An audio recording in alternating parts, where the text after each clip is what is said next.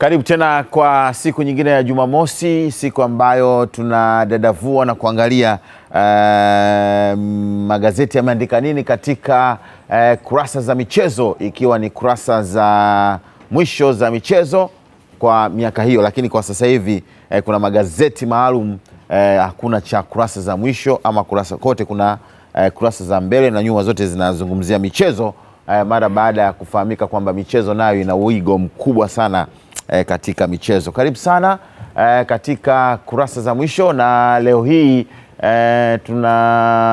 ni kama michezo michache tu inachezwa, na hii kubwa ni kutokana na corona, ugonjwa, hatari za ugonjwa wa corona ambayo imeshika kasi katika ligi tofauti tofauti. Tutakuwa na mjadala kuhusiana na hili, tutalizungumza, lakini pia kuahirishwa kwa michezo kwa timu ya taifa Taifa Stars ambayo nayo ilikuwa inashiriki, inataraji kucheza michezo yake ya kutafuta tiketi ya kushiriki katika michezo tofauti tofauti, ikiwemo pia hata ile michezo ya CHAN, na athari kubwa pia kwa baadhi ya wachezaji kupitia ugonjwa huu wa corona. Ilichukuliwa tu kama mzaa, lakini sasa hivi inaonekana ugonjwa huu unaenea kwa kasi sana katika maeneo tofauti tofauti, na bila shaka tunahitajika kuwa na tahadhari ya zaidi kuhusiana na ugonjwa huu, na kama ambavyo mamlaka za afya zinavyozungumza,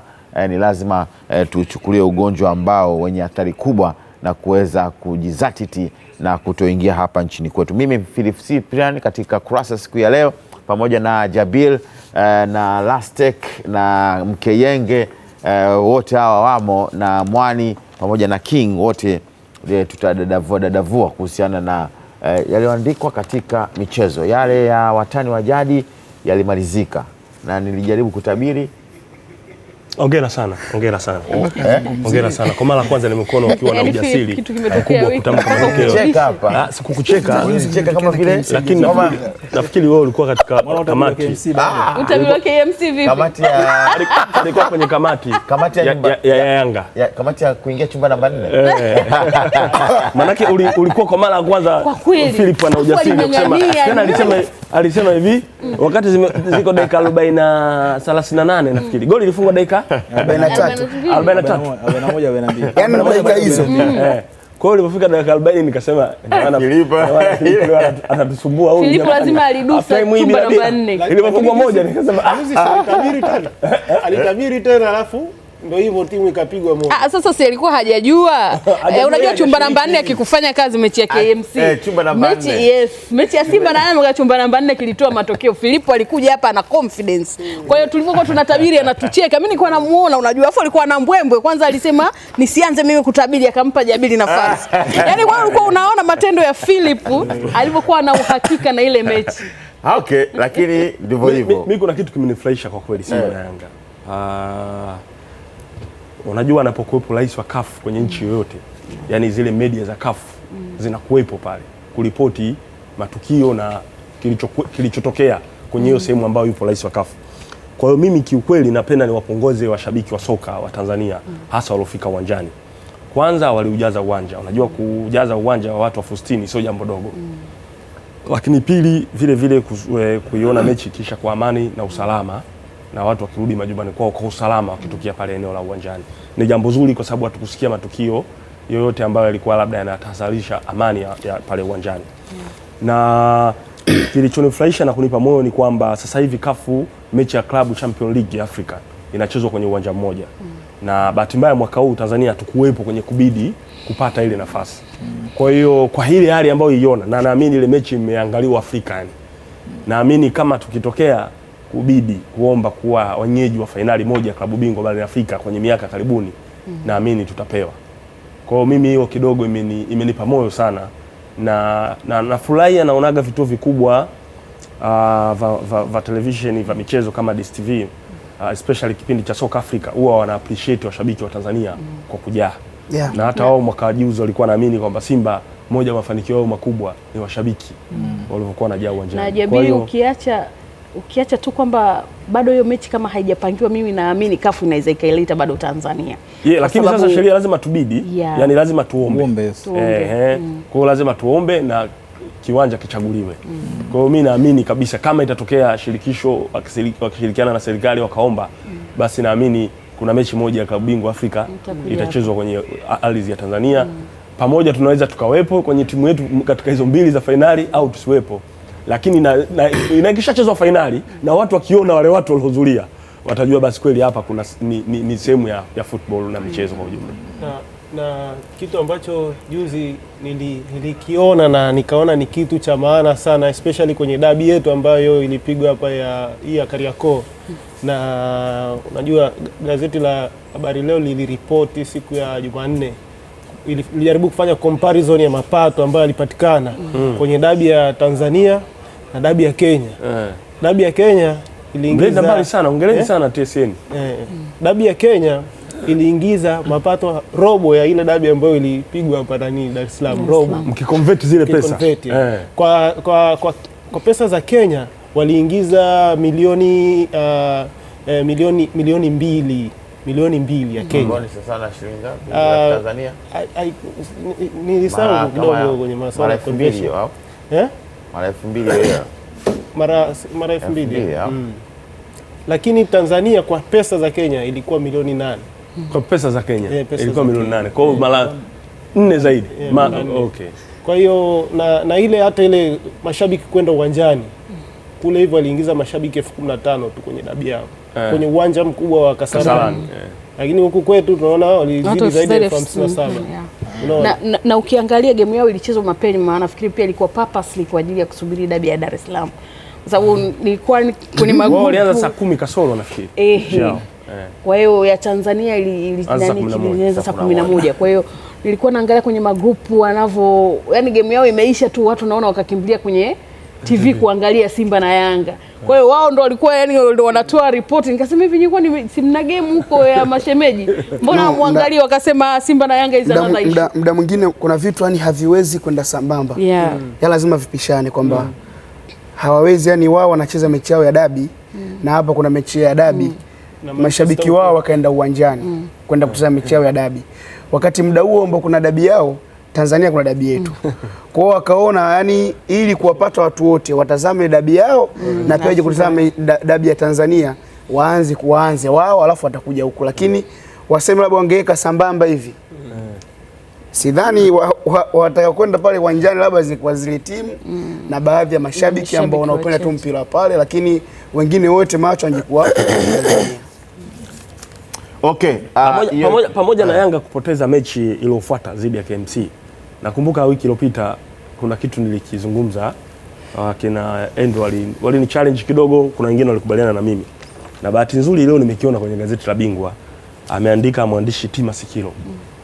Nilizungumza kabla mechi ya Yanga na Simba kwamba ile dabi ya Kenya, Gor Mahia pamoja na kugomania ubingwa wakiwa wao Tusker na Kakamega Homeboys, timu yake Mkenge, Kakamega Homeboys ndio majina yao watakena mteki.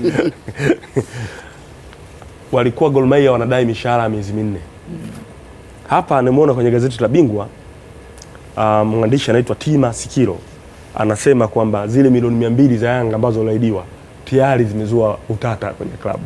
Na wanasema ndio kwa mujibu wa mwandishi anasema ndio imesababisha hata kupoteza mechi iliyofuata na KMC.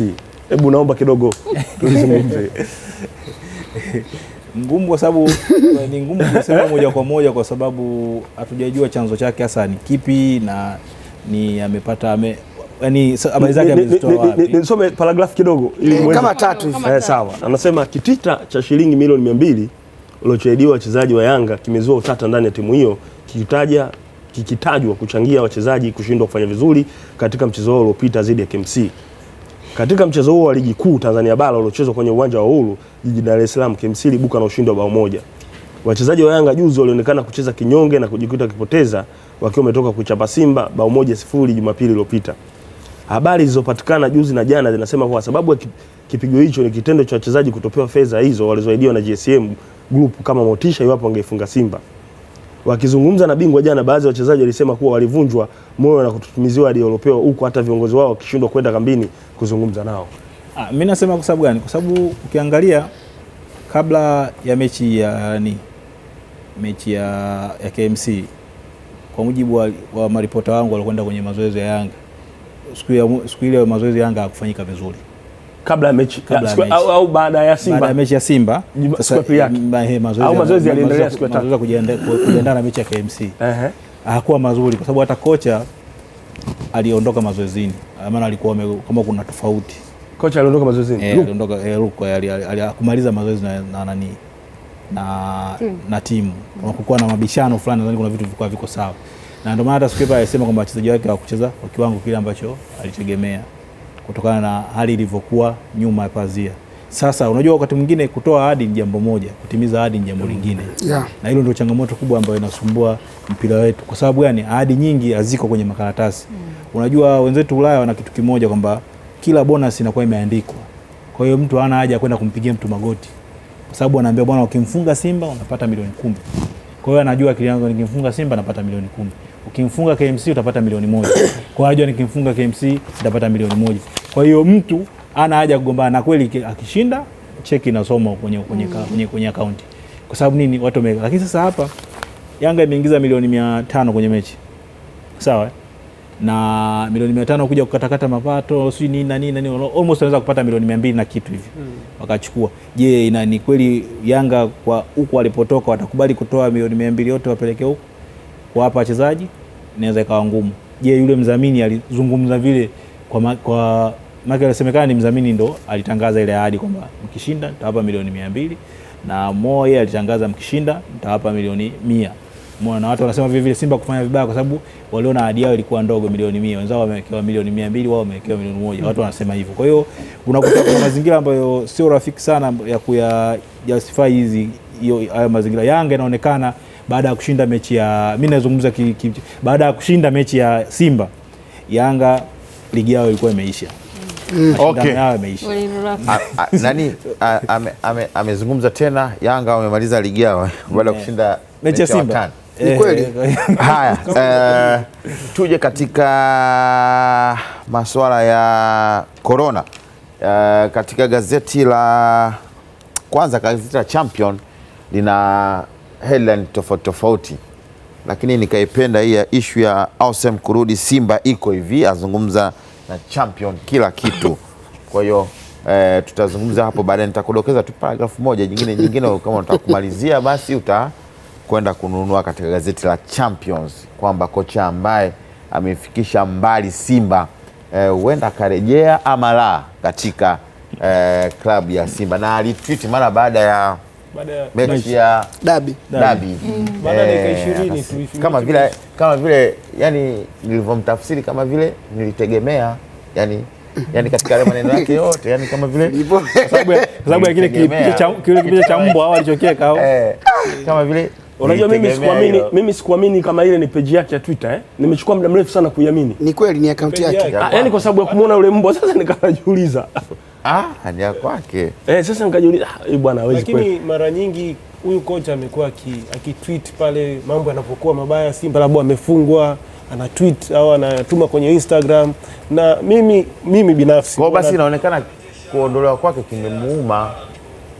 Kuondolewa kwake kuwa tayari kuondoka Simba. Mazingira ya kutolewa kwake pengine yeye aliona kufanyiwa labda pengine haki. Kwa hiyo yeye anaona sasa hivi timu ikiwa inafungwa, yani ni na kama hii game iliyofungwa saliandika kabisa, nilijua kwamba hili litatokea. Na mashabiki wanatafuta sana na nini, mashabiki tulieni, iko siku ndo tweet zake zinapokuaga.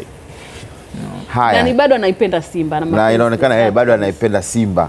Okay, swala la corona limeibuka hapa. Naona ligi tofauti imesimama, Premier League, La Liga, michezo ambayo ilikuwa inatakiwa kuchezwa imesimama, Bundesliga. Naona ligi ambayo angalau ipo active ni ligi ya Urusi ambayo bado, na ya Australia ambayo bado michezo inaendelea, lakini ligi nyingi zimeweza kuendelea na tumeshuhudia visa vingi ligi ya Urusi na Australia ni ligi ambayo haina mashiko. Na ligi yetu sisi, ligi yetu itaendelea bila shaka. Ligi yetu inaendelea, haijatangazwa. Mechi zimeahirishwa. Ila Kenya wenzetu kuanzia Jumatatu wamesimama. Lakini kuna kwa mfano kocha Arteta wa Arsenal ameathirika na virusi hivi na wengine wengi Italia kule, wachezaji wa Italia kule Juve, Chelsea, wote hao wameathirika. Wote hao wameathirika na corona kwa namna moja ama nyingine. Tunaweza kusema kwamba corona imetikisa ulimwengu. Rais Magufuli jana pia alizungumza na magazeti leo yameweza kuandika kwa mfano kwa leo na kuonyesha kwa upande wa hard news, kwa maana kwamba Magufuli sasa valia njuga virusi corona, ataka tahadhari itolewe, elimu itolewe kila kona. Nchi jirani Kenya, Kongo zatikiswa. Hii ikiwa ni katika gazeti la Nipashe, mwenye Paulo yupo, lakini tayari rais ametaka kuwepo na uangalivu mkubwa na tahadhari kubwa katika hili Jabir. Unajua katika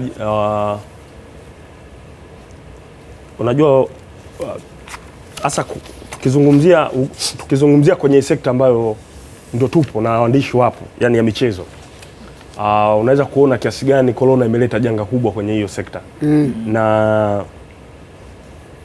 Na unaweza kuona kiasi gani imedistabu nani nzima ya michezo na ratiba nyingi za michezo. Kwa mfano mwaka huu tulikuwa tunategemea kuwa kuna mashindano ya mataifa barani Ulaya, lakini tayari wameshapeleka kuna Euro, kuna Olympic, kuna Copa America. Kwa hiyo yote wameshapeleka mwakani. Kwa hiyo unaweza kuona kiasi gani ratiba za michezo kwa ujumla duniani zimebadilika.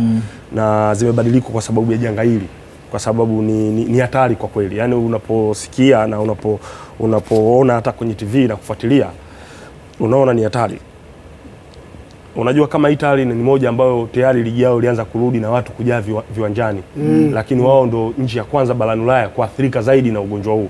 Na wao ndo watu wa kwanza kuchukua hatua. Kwa hiyo unaweza kuona kiasi gani kwa kweli ugonjwa huu umeleta janga kubwa duniani, na ni bado naona mpaka sasa hivi wanasayansi wanaendelea kupambana kuhakikisha inapatikana dawa sahihi. Manake vitu vingi vilivyokuwepo vinazungumzwa kwamba tule machungwa, tule vitu vya vitamini C kuongeza kinga mwilini, lakini bado tiba hasa sahihi ni ipi kwa kweli bado. Kwa hiyo na jana nimeona CAF nao wameailisha mechi nyingi za mashindano yaliokuwa yanahusisha nchi za Afrika. Kwa hiyo nafikiri kwa kweli tatizo ni kubwa, tumuombe Mwenyezi Mungu atuepushe nalo. Na hata CAF licha kuailisha, lakini vilabu vyote vya Ulaya ambavyo wachezaji wao wameitwa kwenye national team, wao wamekataa wachezaji wao wasije. Kwa hiyo hata kama CAF wasingeailisha, wangesema mechi ichezwe, tusingekuwa na mbwana. Hiyo ya kwanza. Na pia nimeona Crystal Palace nao wamesema kuna wachezaji watatu, lakini hawajawataja majina, wameficha majina. Nadhani kwa maana ya kuondoa pressure. Na shida ya virusi hivi yani vikisha kuingia mwilini vinakuja kujulikana baada ya wiki 2. Kwa sababu hata huyu Arteta inasemekana kwamba alivyokutana na yule bosi wa Olympiacos, walivyoenda kucheza kule Olympiacos kwenye kombe la Europa League. Kombe la Europa. Alivyokutana naye kule, kesho yake yule jamaa akaanza kuumwa. Kwa hiyo kutoka siku ile mpaka jana inakuja kufahamika Arteta ni wiki 2. Wanasema pia hata watu ambao yule bosi alikuwa amekutana nao mtaani nao pia watu wote wametengwa. Karantini. Kwa hiyo unakuta ni ugonjwa ambao Ronaldo mwenyewe kasema hataki kurudi kwanza Italia sasa hivi. Yeye ipo kwani kasema kabisa, yani niacheni. Ipo kwa Ureno. Kwa sababu ndani ya timu yao kuna beki Muitaliano David Lugani. Naye ana hiyo kitu. Kwa hiyo unakuta ni kitu ambacho kuna baadhi ya timu labda haziwezi kusema, lakini kiukweli corona sasa hivi imetawala duniani. Na ukiacha kumbuka jana nani wakala wa Dybala. Dybala amekanusha kwamba Dybala ana corona. Yaani kwa kweli ni ugonjwa ambao unatisha. Mimi binafsi nikifikiria tu, yani tumuombe Mungu usifike katika nchi yetu. Kwa sababu ukifikiria kwa haraka kwenye daladala la Mbagala kuna mtu mmoja ameathirika. Jamani. You can imagine jinsi gani watu watakavyokuwa kwa sababu sisi tuna mikusanyiko mingi, ukiacha mikusanyiko tu labda ya siasa na mpira tunaozungumza, bado katika magari imagine mtu anaposhika kitu mwendo kasi ile. Mimi nilikuwa naangalia jana video moja ambayo ule ugonjwa una spread, yani inatisha. Unaweza ukashika mlango hapa, mtu alioshika ana corona, ukija ukishika imekuingia. Yani kwa hiyo ni ugonjwa ambao kwa kweli unatikisa dunia. Na hata katika supermarket za wenzetu vitu vyote vije vimeisha. Vyakula. Kwa sababu mtu unaenda supermarket una banka, unarudi ndani. Lakini sasa nafikiria muda mwingine yani Mungu epushie mbali. Kwa sababu tunavoishi katika maisha tuna madaraja tofauti. Kuna mtu mwingine maisha yake labda ili mambo yaende nyumbani anatakiwa labda atoke aende hapa aende pale ndo maisha yaweze kwenda kabisa. Sasa ikisha kuja hapa mtu yani tuangalie hizi njia wanazotangaza za kujikinga tuzifuate. Kuna zile dawa wanauza madukani, nasikia sasa hivi dawa zile zinauzwa bei ghali na hata sanitizer zile sanitizer ndo zinaisha kabisa madukani. Kwa hiyo na hizi mask, kwa hiyo ni kweli hizo ndo zipo kabisa, hizo ndo zipo. Kwa hiyo tutegemee kwanza bei kubwa ya hivyo vitu sasa hivi. Naangalia corona katika mtazamo mwingine kidogo. Corona imetengenezwa, ugonjwa ndio hatari, hamna ugonjwa ambao sio hatari, lakini imetengenezwa fia kubwa sana, hofu imekuwa kubwa sana kulinganisha na magonjwa mengine. Kuna magonjwa mengi ambayo tunayo ni hatari zaidi kuliko hata corona kwa Tanzania, kwa Afrika. Ukiangalia issue ya TB kwa Tanzania ina wagonjwa wengi sana wa TB, na ukipanda kwenye basi TB iko kubwa sana, umaini na huwa watu wengi sana Tanzania kuliko hata corona. Na tabu corona ndio maana wakati mwingine unaona kwenye Twitter tunasema kwa nini Afrika wapati rate yao ndogo. Watu washazoea magonjwa ya milipuko mara nyingi yanatokea kwetu.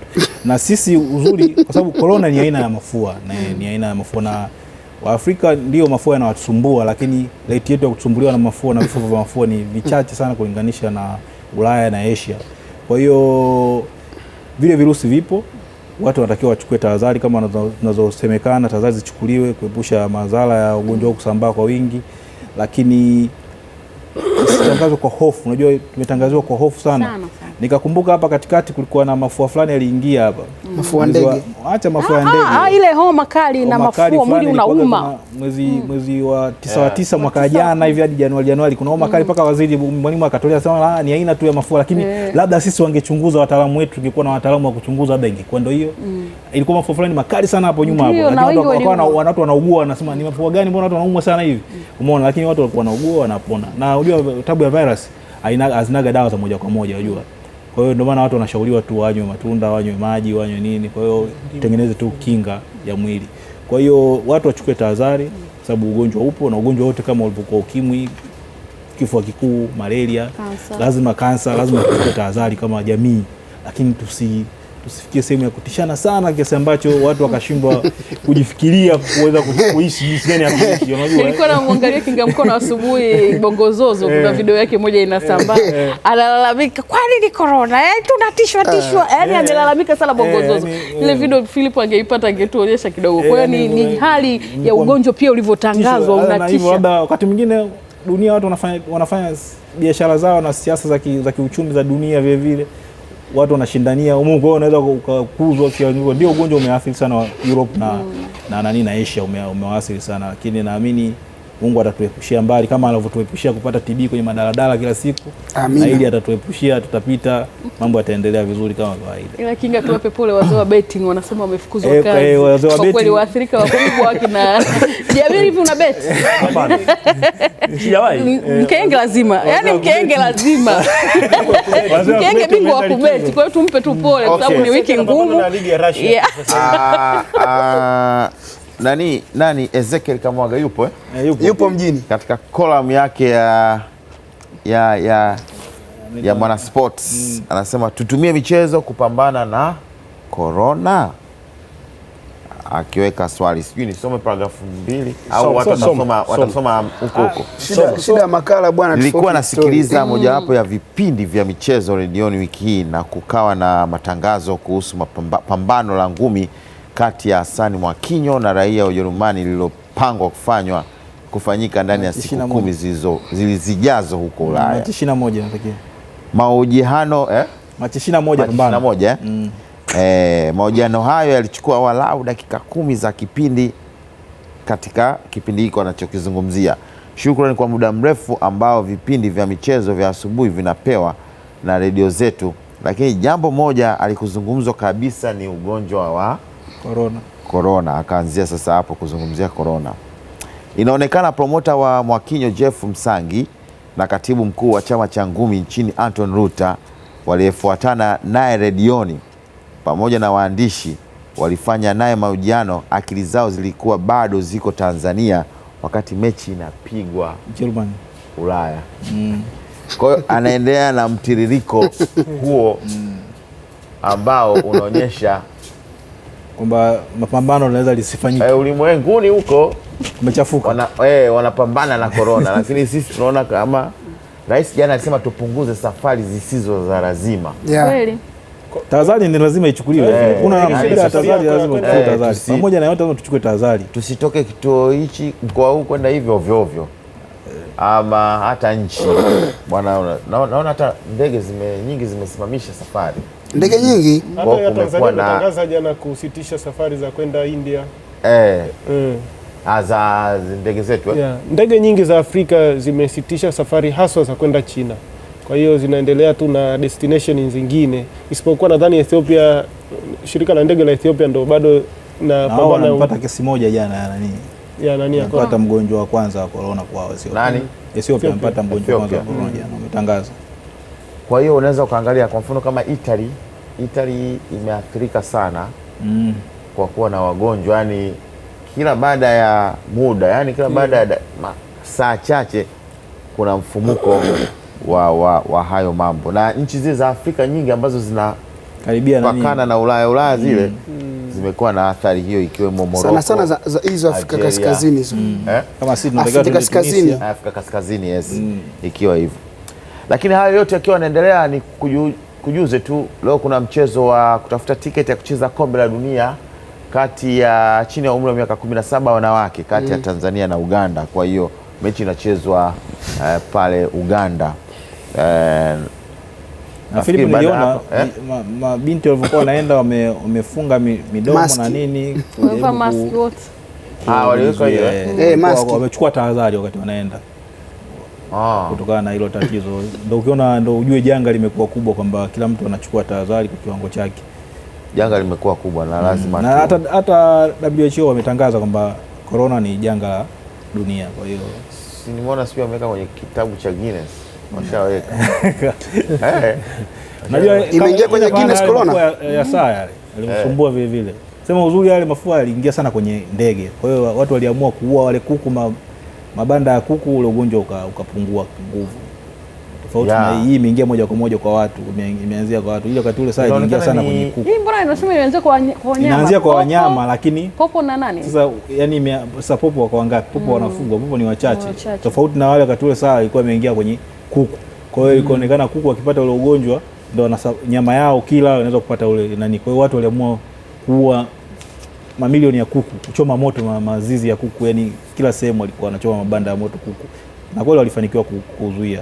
Tofauti na huu sasa, huu pamoja ndio unatoka kwa wanyama, lakini umeingia moja kwa binadamu. Sasa mnyama yenyewe ni popo. Popo ni wanyama wachache, labda mtu alikula nyama yake. Ndio kama wanaposema Ebola inatokana na watu wanaokula nyama za sokwe, nini na nini. Kwa hiyo ni magonjwa ambayo yanatokea kwa wanyama na kwa binadamu. Na ndio maana siku hizi ukiona hata kuku akifa watu wanakuambia usile.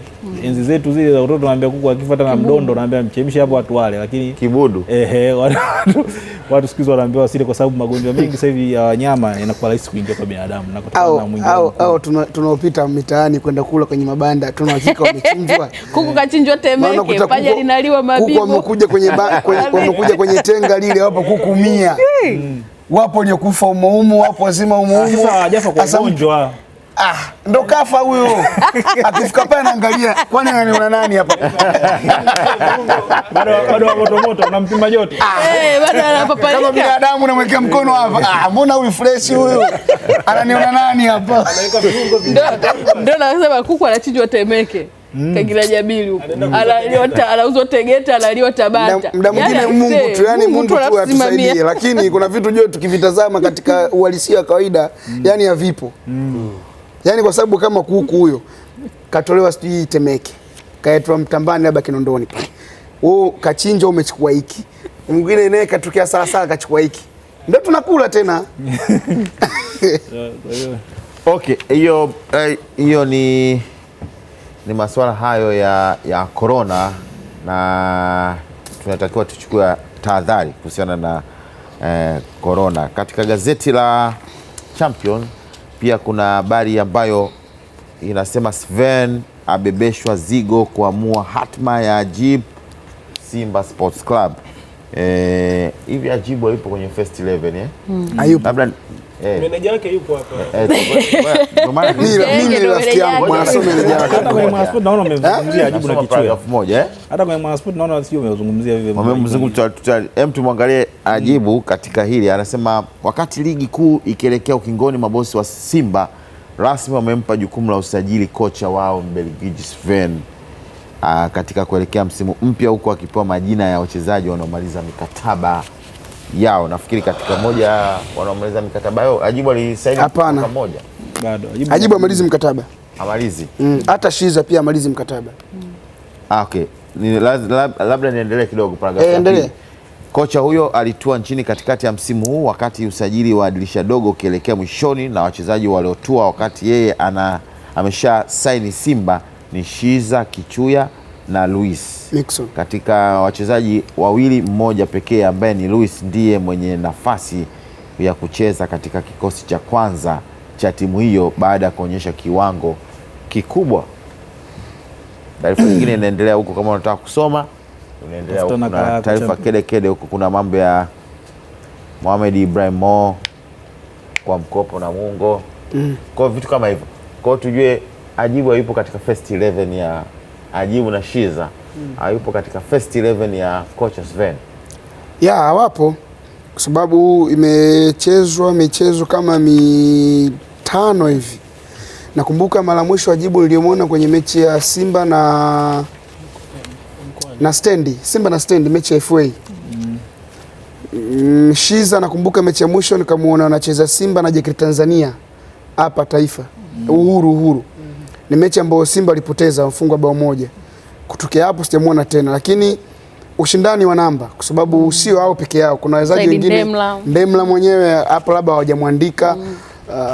Kuna yule golikipa yetu Ali Salim naye hayupo katika, yani yupo katika timu lakini hapati nafasi.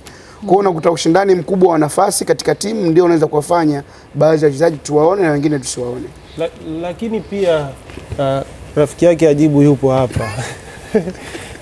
Kuna changamoto ambayo naitazama kwa wachezaji wengi sana hapa Tanzania, especially hata Ndemla naweza nikaizungumzia. Unajua jana kabla sija kukatisha Nimeshakukatisha sasa. Kabla hujaendelea samani. Hiyo habari unayosema ya Ndemla ndio ipo hapa kwenye gazeti la Bingwa. Yes, kwenye gazeti la Bingwa. Inasemaje? Inamzungumzia kocha wa zamani wa Yanga Kenneth Mwesabula mzazi. Akisema imemnoti mwandishi anaitwa Zainabu Idi. Inasema Mwesabula, Ndemla ondoka Simba. Nafikiri ni message nzuri ambayo Ndemla anatakiwa ipokee positive. Kwa sababu gani? Jana nilikuwa nasoma kwenye mitandao ya kijamii, nikawa nimeenda kwenye ukurasa wa Juma Abdul. Alikuwa nadhani ni jana au juzi alikuwa anamwishi juzi. Alikuwa anamtakia heri ya birthday ya Ndemla. Lakini maelezo yake pale ni kwamba upati nafasi lakini endelea kumuomba Mungu na kuweka jitihada ili mambo yaende. Sasa nikasema message kama hii Ndemla anatakiwa mbali na kwamba amemwish birthday, anatakiwa itafakari kwamba wewe siku zote upo upati nafasi, why unaendelea kukaa Simba? Unaona kama Ndemla, mimi nafikiri ana wakala wake, ana meneja wake, ana marafiki kama Mkenge hapa, walikuwa na nafasi ya kumshauri kwamba bwana Ndemla, wewe unataka kuendelea kula kisu kirefu Simba, omba basi nenda kwa mkopo biashara, nenda kwa mkopo Polisi Tanzania, nenda kupandisha kiwango na kumshawishi kocha kwamba huko nilipo nina kiwango hiki na stahili kuja kucheza kwenye nani, kwa sababu issue kubwa kocha anashawishiwa kwenye mazoezi. Anakuweka pale, unafanya mazoezi, anaangalia nani ana kiwango kwa kuelekea mchezo fulani, anamtumia wewe. Lakini pia kocha ana game plan ya kocha, anaona huyu anaweza kufanya kazi yangu vizuri kuliko huyu, na ndio maana unakuta mwingine hayupo kabisa hata kwenye mipango ya kocha, na sio kwamba ni mchezaji mbovu, na hilo tunaliona hata Ulaya wapi. Last week mimi naomba niseme kitu kimoja. Ili jambo tushaye kuongea na Mkenge, kwa sababu Mkenge ana mahusiano mengi kama mwandishi wa habari wa michezo na wachezaji wengi. Mimi naweza kumpongeza mwandishi mahiri wa michezo na makala Edo Kumwembe. Pamoja mara nyingi huwa anamtania, anamwambia kwamba sijui uwaga unawaandikia kina nani. Uwaga anamuuliza yani, hizi makala zako huwa unawaandikia kina nani? Kwa sababu kama wachezaji wangekuwa wanazisoma makala za Edo Kumwembe anazoziandikaga mara nyingi zinazohusu wachezaji, nafikiri wachezaji wengi wangekuwa wanafanya decision nyingi au wanatafuta watu sahihi wa kuwasimamia na kuwashauri. Wachezaji wengi ukiwauliza wanazungumzia wao kupata hela, kwamba anazungumzia yeye kupata hela, yani azungumzie yeye kucheza. Yeye anachosema mimi ndio napata hela, lakini azungumzii kucheza, nafasi yake kwenye timu. Na juzi nilikuwa nazungumza na mtu baada ya timu ya taifa kuitwa. Nikanamwambia, wakati huo sijaona listi, lakini nikamwambia hiyo timu imeitwa, sijui kama nani ameitwa. Gadieli. Sasa sijui kama anaweza kujua kwamba sasa value yake inashuka. Manake kama uitu national team yako na ulikuwa unaitwa zamani, manake value yako inashuka. Yule mtu akanijibu pale, na kweli bwana yupo, unaona? Nikamwambia hili ndio tatizo la wachezaji wa Tanzania. Inawezekana aliiona ile era ya Simba ni nzuri na itamsaidia, lakini akujua kwamba anaweza kuipata na nafasi yake ya kucheza isiwepo. Akitaka kusajiliwa na timu nyingine, akashangaa sasa value yake imefanyaje? Imeshuka zaidi. Sasa last week wachezaji wengi, labda na nyinyi mngeendelea kuandika makala za kuhusu wachezaji, kwamba wanapaswa saa nyingine kujua kwamba value yako inazidi kukua iwapo unapata nafasi ya kucheza. Unajua Jabir, najaribu kukumbuka kuna mchezaji mmoja sijawahi kuona kwa mchezaji mwingine, alisajiliwa Yanga. Alivyotoa Yanga akapewa hela yake ya usajili, akaanza kucheza, hakupata nafasi. Alivyoona hana hiyo nafasi ya kucheza kwenye kikosi cha kwanza, yani kuwa regular player. Kuwa regular player. Kwa sababu alipotoka alikuwa regular player, Yanga wakamuona, wakamleta pale. Alivyoona kwamba ameshapata fedha zake, akasema sasa mimi ni kitu gani cha ziada hapa, naweka juhudi sipati nafasi. Unaona? Akatengeneza mazingira kwamba wavunje mkataba na klabu ili aweze kwenda kucheza sehemu nyingine. Leo hii huyo mchezaji yuko kwenye top 5 ya wafungaji bora na amekuwa na consistency, sio kiwango cha juu sana nafunga, yani kwamba anaongoza kila siku kwa mabao, lakini yupo kwenye yani kwenye wale top 5 goal scorers huwa anatokea. Sasa ananiuliza na mtaniaga, unajua ndo kama hivyo unapofanya kazi na mchezaji unakuwa rafiki. Namwambia sasa rafiki yangu, kwa hiyo sasa hivi una mpango kwenda wapi ukapige hela huku ukiangalia kama unahama kwa ajili ya kutunza kipaji chako au unaendelea kukaa pale hivi? Mara nyingi alikuwa anaambia hakuna maisha ya mchezaji kwamba unaenda tu unapokea hela afu unakaa. Mchezaji lazima uende uwe regular player, uitwe timu ya taifa, upate na fursa nje. Last ujue wengine wana relax na ile hali kwamba niko timu fulani ambayo ilikuwa ni timu ya maisha yake. Kwa hiyo yes, timu ya ndoto yake. Unasikia neno lake anasema hilo, comfort zone. Maana kwa anamwambia yes. Labda mimi niakishie kurasa leo. Huu ndo msimu wa mwisho Ndemla kucheza Simba. Ataenda timu gani? Meneja ashasema. Meneja tu kwa timu gani, lakini mimi sio meneja yake, mimi ni rafiki yangu. Yaani au kina Ndemla, kina Ibla, kina Shabalala, kina Kesi, wakina Ishi wanawa ni kama hivi last bwana, vipi Mkenge ina hivyo yani. Tena tukale pilao mahali nini?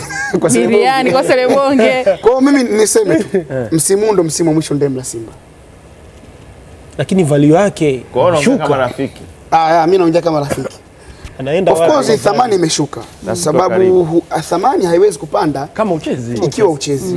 Kwa sababu hata hela ambayo ukiwa unapata, yani unaona kabisa jasho langu lipo. Mimi nakupa mfano mmoja. Kuna video moja siku moja aliposti Ibla. Alimposti nani huyu? Aruna Shamte wanacheza, sijui kuna nyimbo ya Singeli ya amemba Meja Kunta na Lavalava.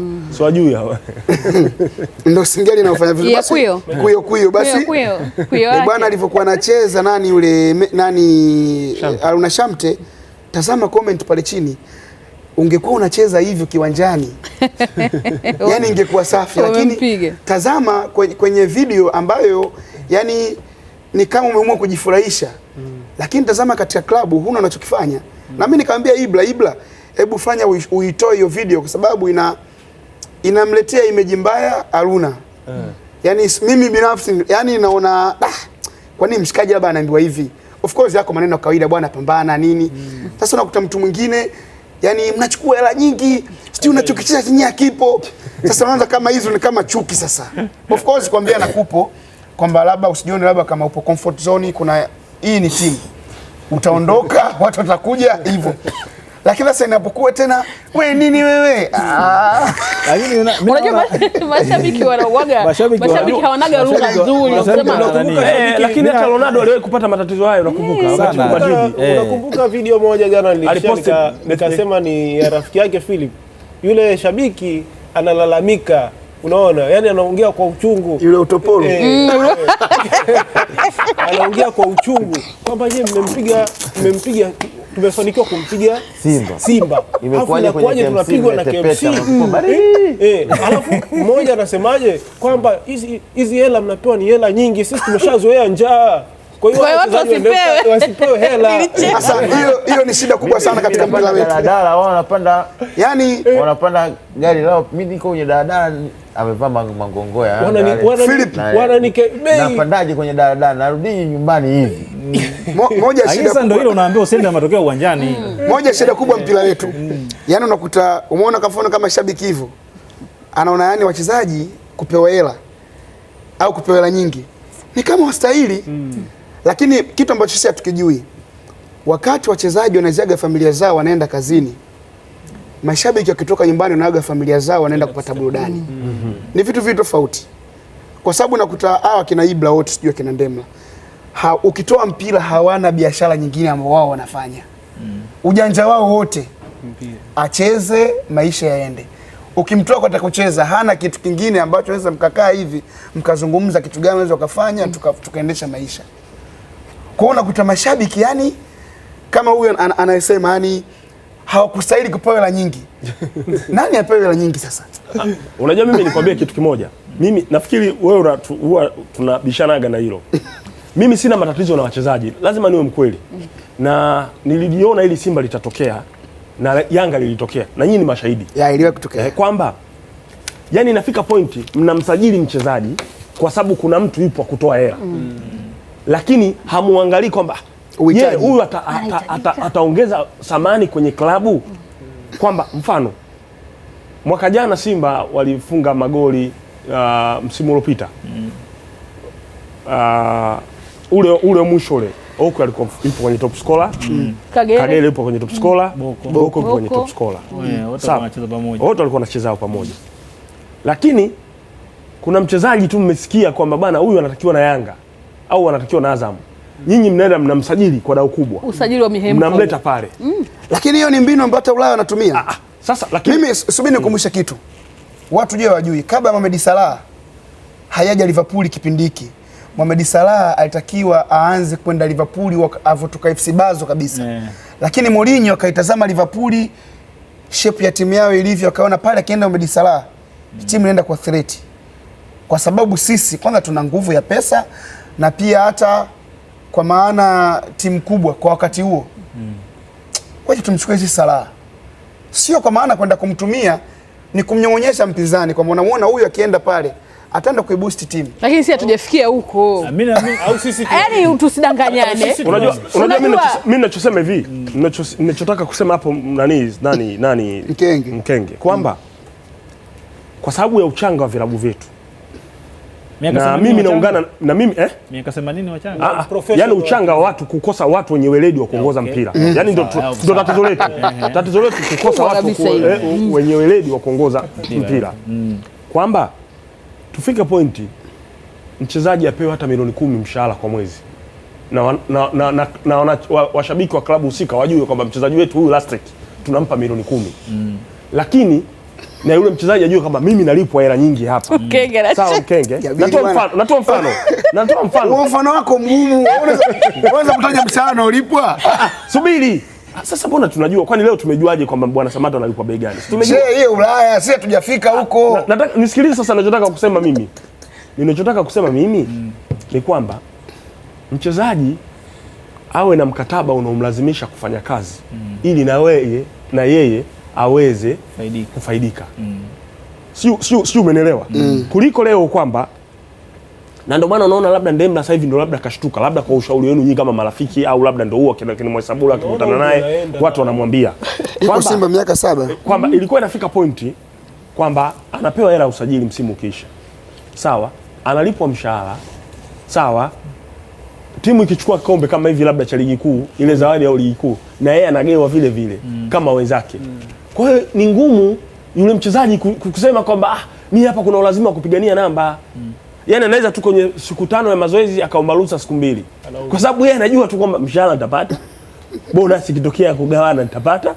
Zawadi ya ubingwa kikombe kitokea nitapata. Ataishi. Na yani ataishi. Kwa hiyo mimi nataka nitoke nje ya hapo. Nataka nizungumzie, unajua kocha Seven alipokuja alikuja na utaratibu mmoja mzuri sana, lakini watu sisi Waswahili tuko wagumu kuelewa. Alitengeneza roster kubwa sana. Unajua ukimwangalia mechi zake 5 au 10 za mwanzo, ilikuwa kila mechi mchezaji anacheza. Unaona kikosi cha Simba kilikuwa kinabadilika. Watu wakaanza maneno, bwana anabadilisha kikosi, bwana anabadilisha kikosi. Kama alivyokuwa anafanya anabadilisha kikosi. Yaani kumbe yule alikuwa anatengeneza ile roster, ndio ilikuwa inasaidia Simba. Wachezaji wale wengine walikuwa wanaonekana wanakuwa wako fit siku zote kwa sababu ya ule mzunguko unaotengenezwa. Umeona? Kwa sababu ukishatengeneza, ndio maana kina Shamte mwanzoni alikuwa anacheza, Gadile alikuwa anacheza, kina Jibu alikuwa anacheza, kwa sababu ni alikuwa anatengeneza ile timu yote iwe fiti icheze pamoja. Hapo ikaingia Uswahili. Umeingia Uswahili wa hali ya juu kwamba bwana lazima kuwe na timu moja kikosi. Ile rotation ilikuwa ilikuwa inaleta matokeo na timu ilikuwa inacheza vizuri na matokeo yanapatikana. Umeona? Sasa kwa sababu tumeamua kuleta Uswahili na tukafanya sisi mambo yetu wenyewe tunavyojua sisi kwa soka letu kivyetu. Kwa hiyo Malaysia na kwaona ndinga.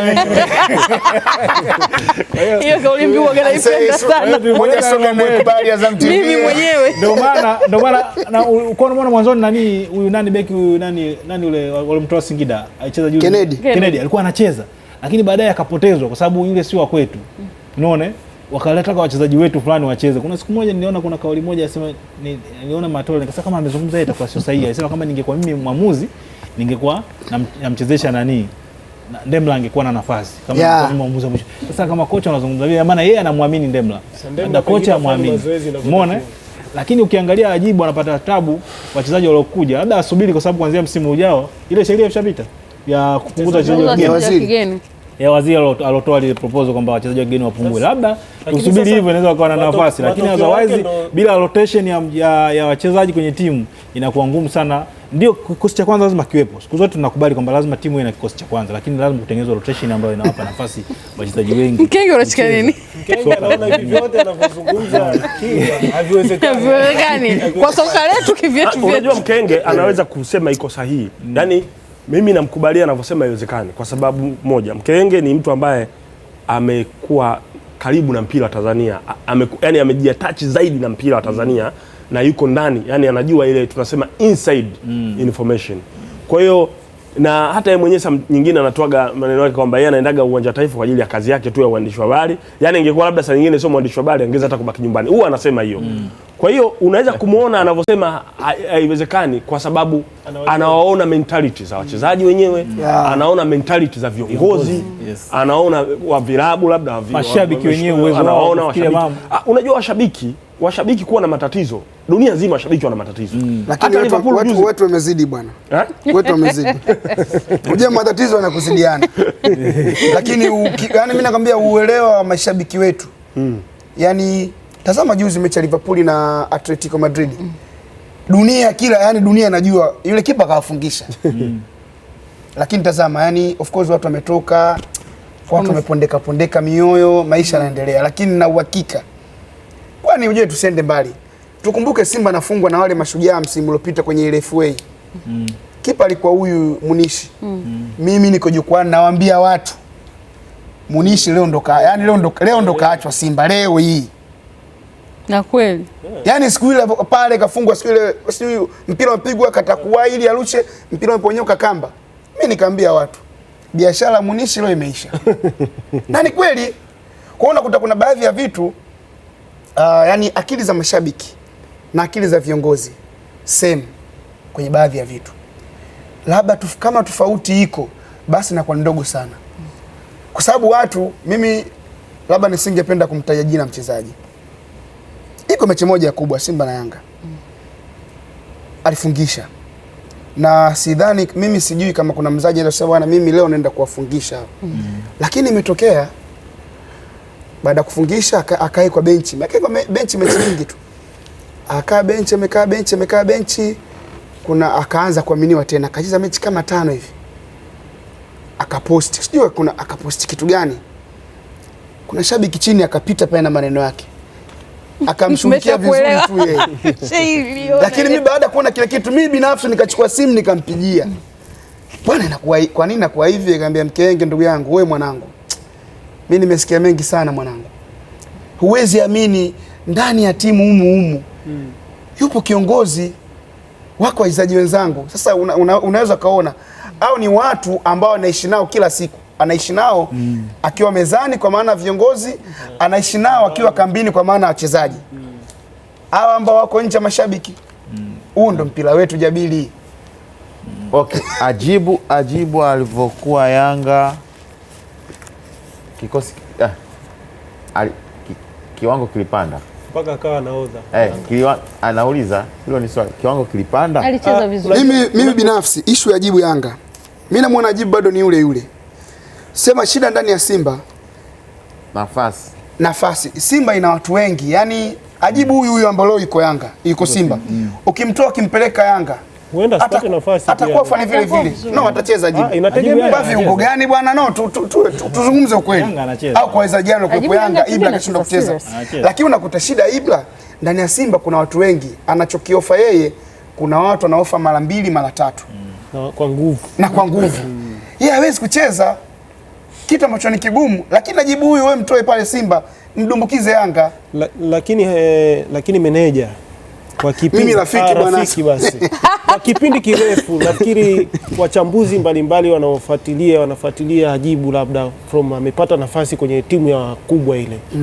Amekuwa hana consistency msimu mzima. Of course sikatai kwamba mchezaji huwezi kwa yani kuna wakati utashuka, kuna wakati utapanda. Lakini Ajibu amekuwa ni mchezaji wa mzunguko wa kwanza. Mzunguko wa kwanza anacheza vizuri sana. Fitness. Ikifika mzunguko wa pili anapotea lazima. Jibu jepesi ni fitness. Ni kama Mtibwa. Mtibwa watazame kuna kwenye msimu labda wanakuta mechi 10 za kwanza. Wanawasha hatari. Hadi unasema inachukua ubingwa. Unajua unaambiwa kuwa fitness ni jambo dogo. Lakini kuilinda ile fitness yani uweze kwenda mpaka ukafika viral sio jambo dogo. Kwa hiyo unakuta wachezaji wetu wengi wanaweza kuwa fit. Na mimi nitakutolea mfano mmoja. Watazame hata wachezaji ambao wengi wanacheza safu ya ushambuliaji. Miaka 4 au 5 Tanzania tumekuwa na washambuliaji ambao wanafanya vizuri. Mkumbuke mtu kama Salim Aye, Mwadui msimu uliopita. Mkumbuke mtu kama Mbaraka Yusufu Kagera Sugar. Mkumbuke mtu kama Dickson Ambundo Alliance. Mkumbuke mtu kama Medi Rashid Prison. Ni watu ambao walifanya vizuri hata msimu uliopita. Kuna huyu Vitalis Mayanga ambaye alifanya ndanda vizuri akasajiliwa KMC akafanya vibaya, sasa hivi Kondanda amerudi. Mtazame mtu kama Ramazani Kapela msimu uliopita alikuwa Kagera Sugar. Yupo KMC hana anachokifanya. Wakumbuke hata kina Chaze Lamfia kwamba mkumbuke mtu mwingine yule alifungana na Msuva Abdulrahman Musa. Mafanikio yao yuko Ruvu Shooting. Yani hasikiki. Mafanikio yao wanakuwa hawajaandaa. Yanakuja basi. Yanakuja kama bahati. Sasa unakuta watu wanasema sasa wewe huyu Lastek huyu mchezaji. Hebu tumchukue. Sasa ukishakuja huku ndo watu wamekaa kwenye TV hivi au uwanjani na kutazama. Kile ulichokuwa unatuonyesha kule tuonyeshe hapa. lakini kuna hao kama yule mtoto wa Dar es Salaam naye Salamba. Lakini kuna hao ambao wapo kwenye hizi klabu. Sasa unajua walikuwa na uwezo wa kumaintain pesi yao kwa msimu angalau mzima. Lakini mimi shauri langu ni kuhusu Hajibu, na wewe ni mshauri wake wa karibu. Kwa nini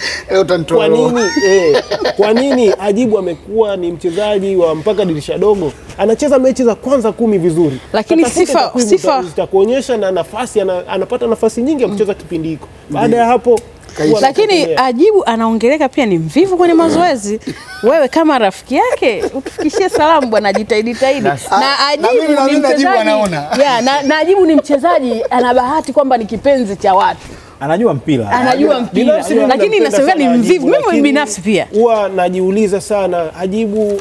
Unajua kuna kati moja kulitokea ubishi mkubwa sana ofisini kwangu mimi napofanya kazi. Kutokea ubishi mkubwa sana kati Hajibu yuko Yanga. Wale mashabiki wa Yanga pale ofisini walikuwa wanasema ambao ni waandishi. Mwandishi ana upande sio tatizo. Yaani hapo kuficha ndio tatizo linakuwepo. Mimi nimeuliza tu ambao nao ni waandishi hatu elastic. Kwa hiyo sasa wale wakawa na hoji. Wanasema kwanza kabla ya hapo tulikuwa tunasikia wanasema Hajibu mvivu mchezaji. Hiyo ipo wazi kabisa. Hajibu akabadilika akaingia Yanga. Wale jamaa wakasema hapa Tanzania hakuna mchezaji kama Hajibu. Ndio inakuwa hivyo. Wamepiga maneno sana. Mimi kidogo nakuaga neutral, akaniita bwana Lastek. Hawezi Police Tanzania. Mimi Police Tanzania, wakaniambiaje bwana Lastek, hii la Hajibu kwamba ni mchezaji, yani hamna mchezaji mwingine hapa Bongo kama yeye. Nikamwambia bwana Hajibu mimi ninavyomjua kwa muda wangu wote ambao naandika, nafanya kazi ya waandishi, nafikiri yeye mwenyewe amekuja kupata umaarufu, mimi nimeshaanza kazi. Nimekuwa nikimtazama ni mchezaji wa ligi inapoanza mpaka dirisha dogo. Baada ya dirisha dogo anapotea. Kaenda ligi ikaanza, Yanga akacheza kwenda, alikuwa na pesa kubwa, kawa kapteni, kaenda kapiwa sijui injury mara hivi mara chezi mara vile. Yanga rahisi kuonekana. Tunazungumza haya ni kama changamoto tu kwa mchezaji. Yaani sichukuliwe kama ni hasira wanashambulia. Tunawasaidia. Ni bahati nzuri kwa Mkeyenge unakutana nao sana, lakini ni kama changamoto, ni kama tunawasilisha, ni kama bado tunahitaji kumuona Hajibu akienda mbali zaidi. Nitaka kuweka topic ya Ndemla na tetesi za Yanga, lakini naona tuairishe. Lakini kabla hatujafunga hapo Philip, kuna gazeti moja nadhani ni Mwananchi liandika kuhusiana na timu moja inaitwa Gipco. Unaona hiyo timu hiyo wachezaji wote wameingia mitini, wamebaki 3. Nimeiona hata mimi. Inashiriki ligi daraja la kwanza. Kocha ni nani yule? Hiyo Mwananchi hiyo story. Iko hapo. Waandishi wa habari ligi daraja la kwanza naona mnaikava kijujuu sana. Hapana. Inakaa vio vyote usingevijua. Ligi daraja la kwanza inakaa vio sana. Kutoka Premier ni nani? Iko Geita. Inafanya. Ni Geita. Wachezaji wamebakia 5 tu, hawajui uchezaji mechi. 3. Sio 5, 3. Chama la waandamizi hilo. Wengine wamekimbia malipo yao wanadai. Miezi 5 hawajalipwa mshahara. Sasa swala la ligi daraja ya kwanza kuhusu mdhamini bado limeendelea kuwa tata. Bado ni gumu. Sasa unajua effect yake, inabidi ligi hiyo pia iangaliwe sababu effect yake ni mbaya sana. Kuna michezo ya foul mingi sana hapo. Sana. Ligi daraja ya kwanza ndo watu wanapigwa sana ngumi za uso. Na tena hamna video kule wala ligi daraja ya kwanza ikaja ligi kuu imekuja kupumzika ligi kuu. Na ndio maana mara nyingi wanakuja afu na kurudi kule walipotoka. Kwa sababu wakati mwingine na mimi hilo ndio jambo ambalo linanisumbuaga sana. Kwa sababu itakusumbua sana. Linanisumbua kwa sababu moja. Soka letu na wachezaji wetu. Kwa sababu moja. Ndio maana niliwahi kuwauliza waandishi wa habari, je, mnavona kwenye timu 20 limesaidia soka au niliwahi kuwauliza waandishi. Ndio maana zinapunguzwa. Kwa sababu na bado mimi naamini ili ligi daraja kwanza hiyo bora na ipunguze matatizo mengi. Mimi naamini inatakiwa ile ligi moja mzunguko wa nani. Yaani ukitazama ligi ili kwa iko ilikotoka na mpaka sasa hivi, mimi nadhani bodi ya ligi na federation umejitahidi kwa asilimia kubwa. Zamani kuna makundi mengi. Lakini sasa hivi kuna makundi mawili. Kuna kundi A na kundi B.